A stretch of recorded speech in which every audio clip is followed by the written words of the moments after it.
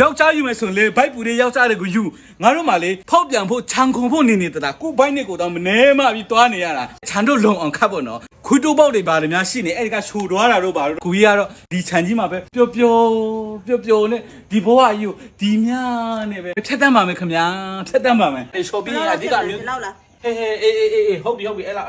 အဓိကကိုကြီးပြောချင်တာအတန်ဒီမှာအိုက်မီကနေထုတ်တဲ့ချိုမွေးဆက်ပြရည်ဘက်တီးရီးယားနဲ့မိုနန်ရှင်းပိုင်တစ်နဲ့ဇက်တိတ်ချိုလေးချိုမွေးလေးမွေးအမွေးရင်မလို့တော့ဘူးတခါတည်းချိုပြီးလမ်းလိုက်ရုံပဲမွေးလေး10မိနစ်အရင်စိန်ထား10မိနစ်ရင်စိန်ထားမှ TikTok ဆော့နေမလားဟင်းအိုလေးများတူးပြီလားသမီးအိုလေးများတူးပြီလားတော့ကြည့်မယ်ဆိုလဲအဆင်ပြေတယ်ဘေးအင်ကိုများအတင်းလေးပါလေတော့တုတ်လိုက်မယ်ဆိုလဲအဆင်ပြေတယ်အင်ရှင်အင်ရှင်ကြီးတွေအတွက်အရင်အဆင်ပြေတဲ့ product ဖြစ်တယ်ခုနကဒီမှာကြည့်